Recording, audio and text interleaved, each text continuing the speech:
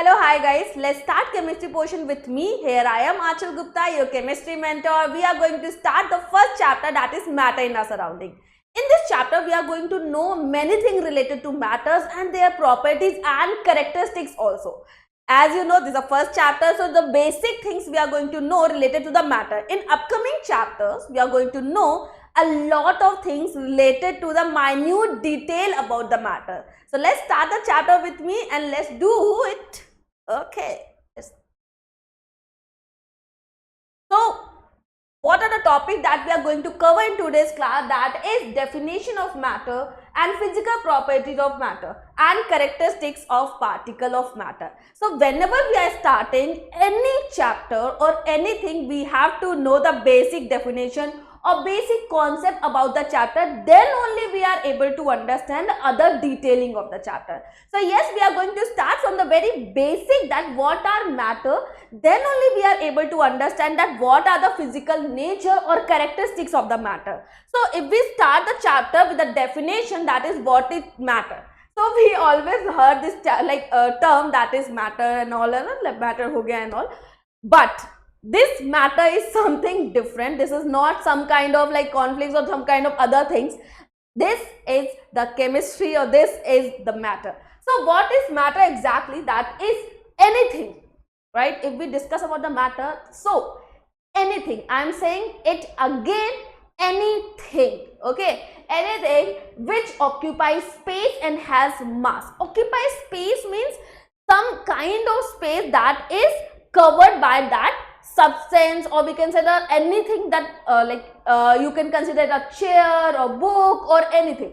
They are something that we are considering here, right? So if we are putting on the table or on chair anything, it covers some space, occupies some space. So the first property, or we can say the first condition, if for example, let it be, for example, if I have to identify that this something is a matter or not, so how can I identify on that thing? Now we need two conditions. The first condition is it occupies space. The second thing, it has some mass, matlab the weight, it has some weight. For example, if we are carrying a book, so we can carry it and look, there's some weight in this, right? There's some mass of the book, and if we put on the table, it occupies some space. So we can clearly say that thing, that book is a matter, right? So for if we have to identify anything, like for example, if we have the multiple things, a list of the multiple things, and we have to identify all of these, which of the matter, which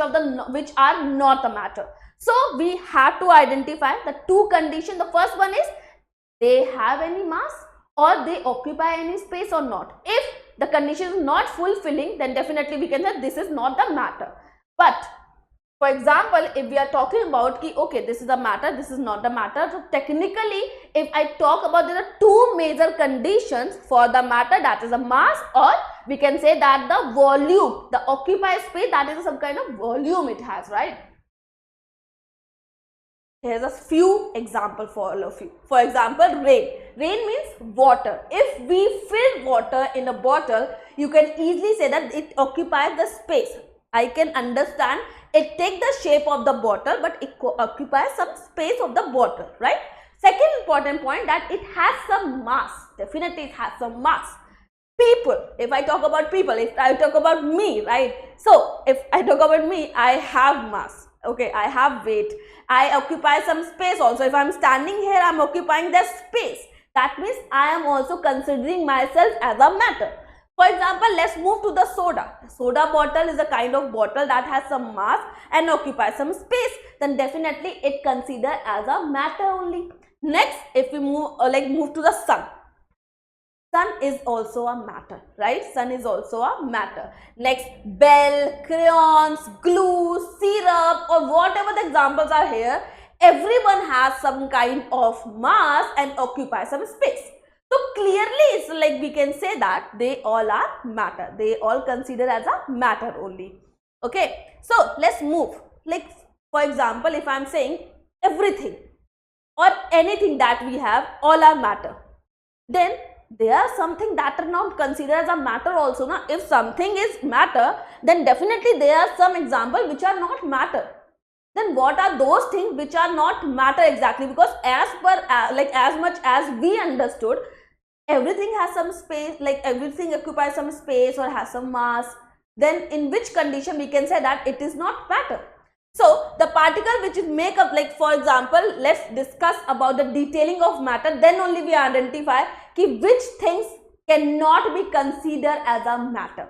For example, if we are talking about the matter, how a matter form and what are the minute detailing or inside the matter are. So the particle which make up of matter are atoms and molecules. We'll definitely discuss about the atoms and molecule in detail, but not in this chapter, but upcoming chapter when the atoms and molecule we will cover. Okay.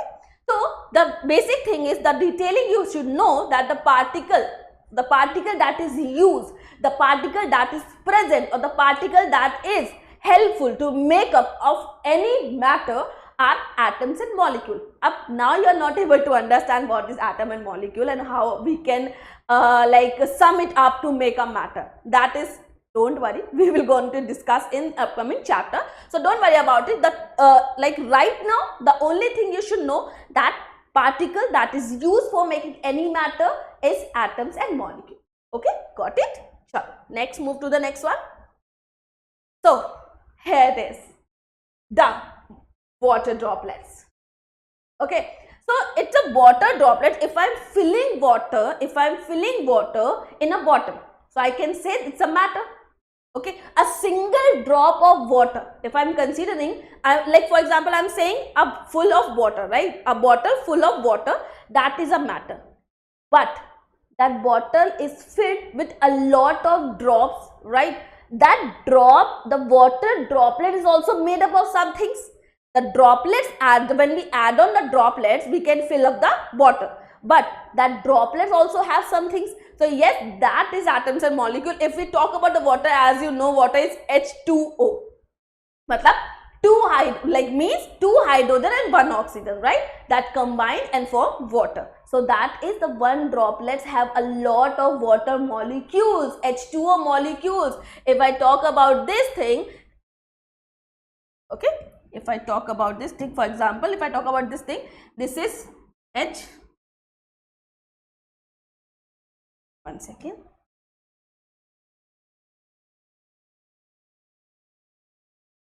Okay. H2O, it's a water. Okay. So there's two hydrogen and one oxygen combined to form water. The two hydrogen and one oxygen combined to form water. So yes, this is a one molecule of water that we combine to make a make a molecule, and a lot of molecule combine to make a drop of water. Okay. Next, a question for all of you. Okay, as I asked you na, if I am saying everything or anything that has mass and volume, like mass and we can say occupy some space, it considers matter, then there are a lot of things that definitely not can be considered as a matter. So which of the following is not an example of matter? That you have to answer, like love, mango, cupcakes or air. Okay. So let's discuss one by one. For example, A option, that is love. That is a feeling, emotion. Okay. Mango.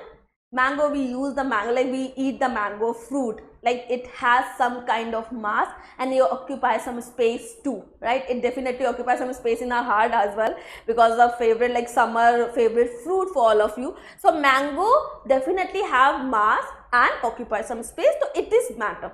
Cupcake. Cupcakes, right? You definitely found of cupcake very tasty and all. So cupcake also have some kind of mass and occupy some kind of space. So it is a cupcake. Next, if I talk about the air, we are not able to see air. We know air is around us, definitely is around us. Air is a mixture of gases, that we also know.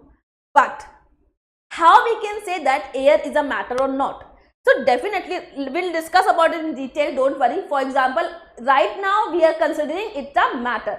How it is a matter, we are going to discuss in like upcoming 2 or 3 slides. Okay. So the answer is not an example of matter, that is love, because love is an emotion. Love is an emotion. Emotion don't have any kind of mass or it definitely not occupy any kind of space. We feel like that we are able to feel the emotion, it occupy in our heart and all, whatever the things. It is philosophically we can say this thing, but not logically. So love is an emotion, so definitely it will not be considered as matter. So any emotion, anger, crying, love, or any kind of emotion, that definitely not considered as matter. Okay. Next question. Which of the following is an example of matter? For example, we have love, anger, thought, and smell of perfume. So we know that love is an emotion, anger is an emotion, thought is an like kind of the things that overthink, we think about a lot, like we think a lot about the other things. So these are the things that is coming in our head, right? So it definitely not like covering any kind of space, or definitely not have any kind of mass. So the last option is the smell of perfume. The smell of perfume, how we can consider is a matter, right? We can smell it. If we using some perfume, like smell it. How we can get the smell? There's some kind of effect that's called diffusion, that is also going to discuss in the chapter. But for example, if I'm talking about this, so smell of matter, if we are able to smell it out, so definitely there are particles that's coming towards us, then we are able to feel it and we smell it. So there's a lot of particles, and if they are like any kind of particle, we can consider it as a matter. So the correct answer is the D one. The smell of perfume is a matter. How? Because there's a particle that is moving towards us. For example, my brother is using any perfume in another room, I can smell it out. How I can smell it out? Because the particle is moving from that room towards me, and then only I can inhale it and I can feel it. Okay, this is a perfume, and because of the particle of the perfume, I can sense it out, right? So the correct answer is the D1 in this case. I hope everything is clear to all of you and you are able to understand each and everything in detail. So the next one is why air is considered to be matter. As I told you that we are going to discuss about the air also. So now tell me, air, how we can say the air is a matter? We are not able to feel it, we are not able to, like for example, I am saying air is around us. On my hand, I am not able to feel any air. I am not able to feel any air. There is no any other kind of mass I can feel it, any kind of space I can tell it. So how can I consider that air is a matter? So for this, you can understand with the help of this example. We have the balloon, right? We have one balloon and we are filling air into it. So the size of the balloon will change. The size of the balloon will change over the time. If you can able to understand that thing, the size of the balloon will change. That means the changement of the, you can say the changing of the size can give us the idea that some kind of particle that we are filling it in a, like filling it in balloon, so that the shape of the balloon will change it up. So that means there's a kind of space that is covered with the help of the air. So the first condition, that some kind of space that is occupied with the help of the air particle, that is the balloon, when the size of the balloon will change. The second important point, that is a weight, the mass.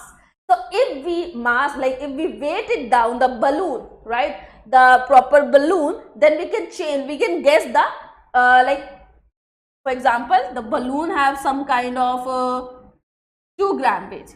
Once we fill the air, it would be like 8 gram, but definitely it's not 0.8 gram and 0.2 gram, right? The weight will be very less, but there is a weight, there is a mass. So definitely we can consider it a matter. There is a mass, so we can consider as a matter. Okay. So let's discuss about the characteristics of particle of matter. There are a lot, like for example, if I am telling you that matter is made up of some kind of particle, that's called atom and molecule. So if we are talking about the atoms and molecule, then definitely there are some characteristics of that atom or molecule or the particles. right? If I talking about the major category, that's called particle. So if I talking about the particle, then definitely there's a difference between the characteristic, like there's a lot of characteristics of the particle of matter. Let's discuss one by one. The first characteristic, that is the particle of matter are very small in size or tiny in size, we can say that. Let's see, there's an example of potassium permanganate, right? It's like a crystal, colored crystal, and we are adding it into the water. So when we add it, you can easily see it. There's a like kind of mixing of particle you can see here, right? The purple particle will mix with the water, and after certain time, the water will fill up with the purple kind of water. That is a KMnO4. So this is a KMnO4, potassium permanganate, and this is what is going on. The size, the tiny size, we know that thing, the particle of the matter are very tiny in size or very small in size, that we know. But how can we justify it, or how we can understand this thing? So for example, here you can see that this is 1, 2, 3, 4. There are 4 container. In first container, we add potassium permanganate crystal in it. Okay, there's a like for example, in every container we have like 100 ml water. Okay, 100 ml water is like 90 ml. This one is 90 ml, and this one is also 90 ml. Right? Let's take it 90, 90, 90. Why I pick 90, 90 for the another container but 100 for this one? I will tell you. Okay. The first one, in this container we have the 100 ml of water, and we adding KMnO4 into it. Okay. We have a dark purple solution. Or mixture both. We can say mixture 2. Okay. Now let's pick 10 ml from this container. 10 ml from this container and put it in the another container which have the 90 ml, and after adding 10 ml it will become 100 ml. Okay, so the color will fade down when we, for example, now let's put 10 ml from the second container and put in this one. Now let's put 10 ml from this container and put in the last one. You can easily see that thing, the color of the container will fade down. Why this is happening?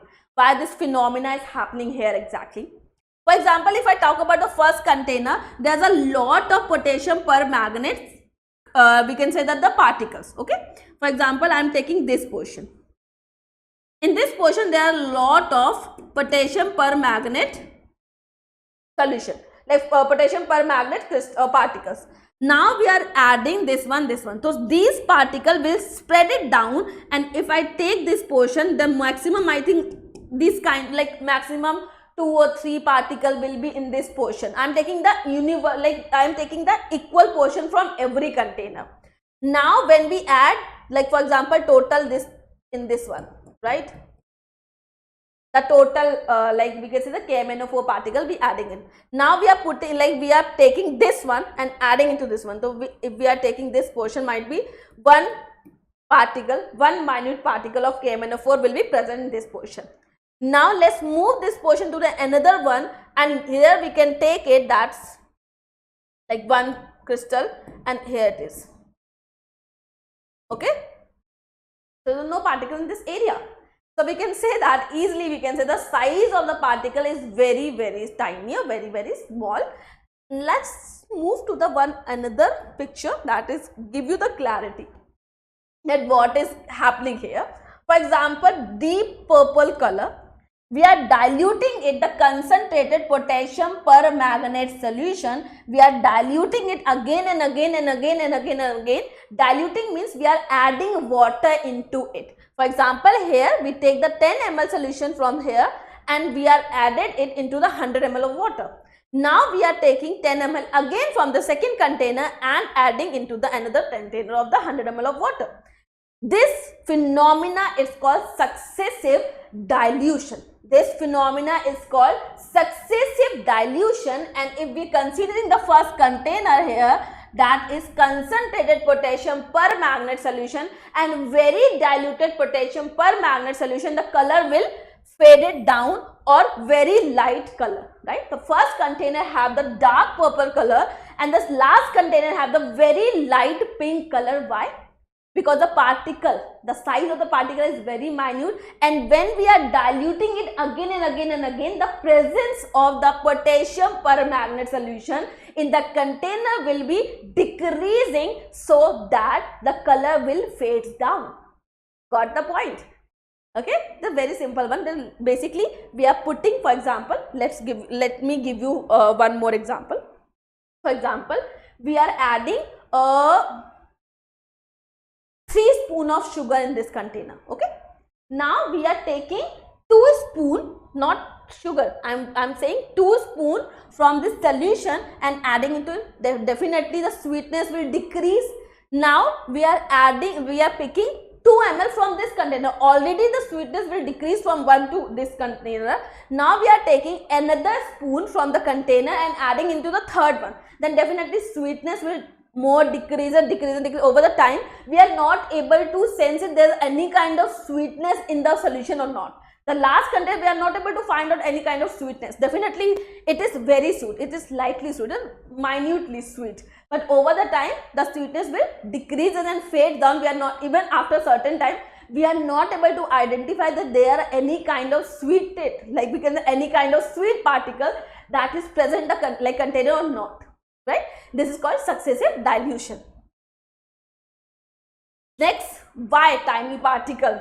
Like why things dissolve into each other. For example, if I have a glass of water and I am adding sugar into it, and I am adding sugar back to back, you know, like 1 spoon, 2 spoon, 3 spoon, 4 spoon, but the level of the water will definitely not increases over the time.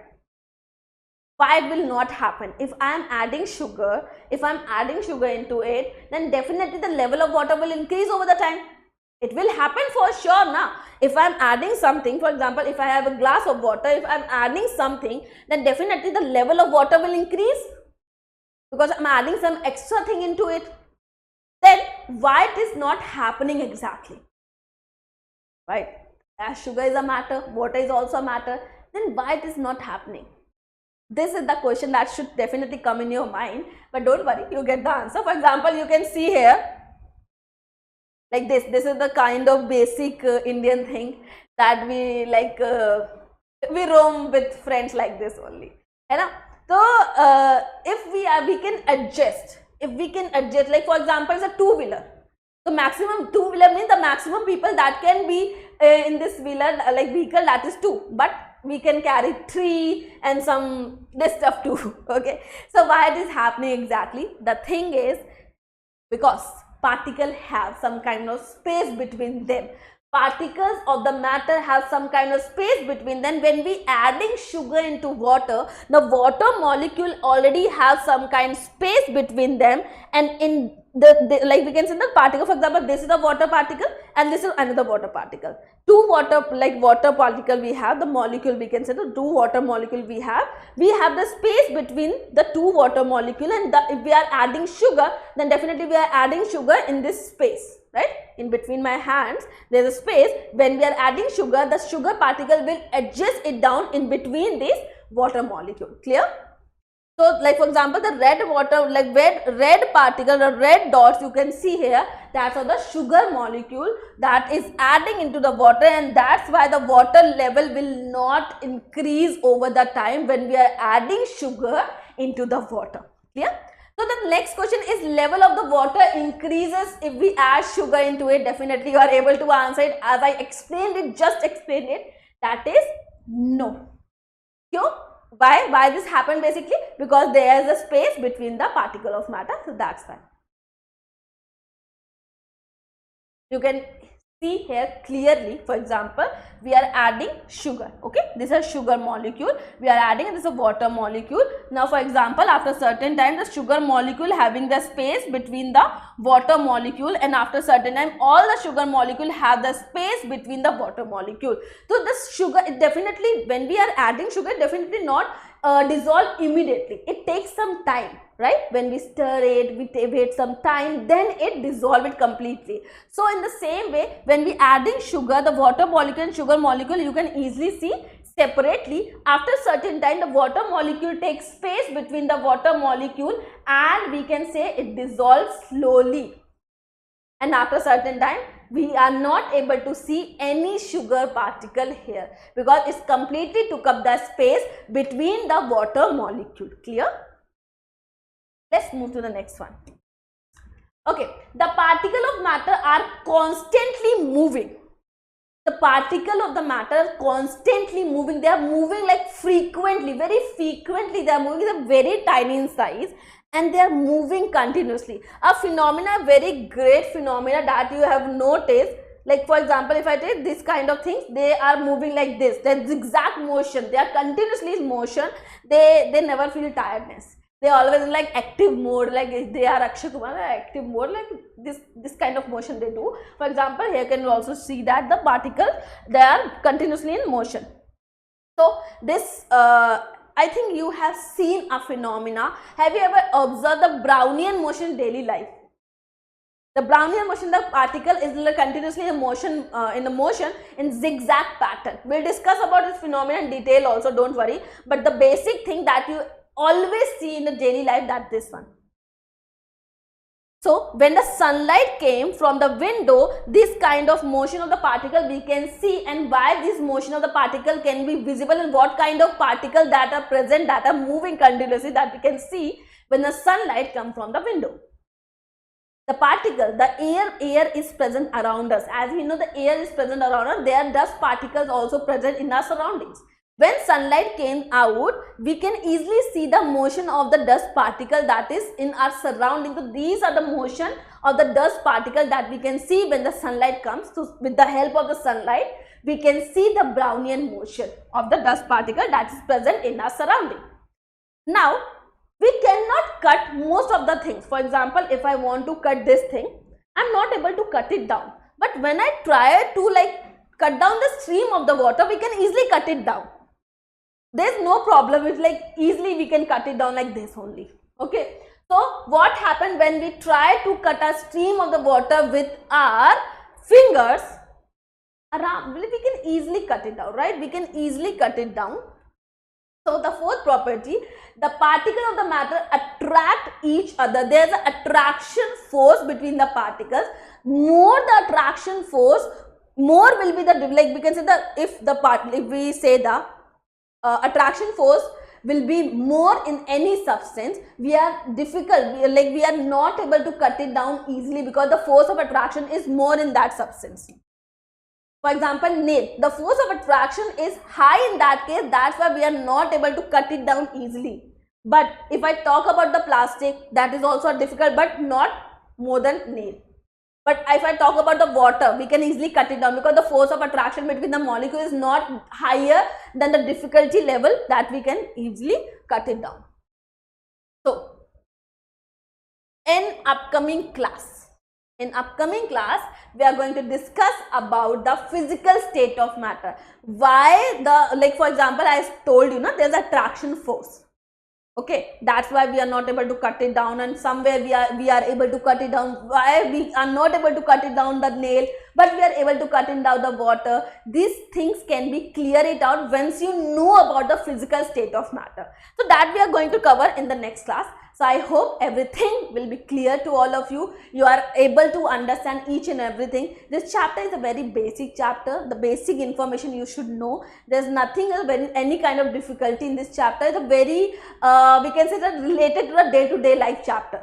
Right? After learning this chapter, you can relate multiple phenomena that is happening in your surrounding, but you never identify or acknowledge them. So after the chapter, you are able to identify each and everything that is related to science or chemistry. So I hope you learn the chapter and concept, not chapter. We are definitely able to complete it over the multiple classes, but I hope you understood each and every concept, and we'll meet soon in next class. Till then, take care, be safe, study hard. Bye bye guys.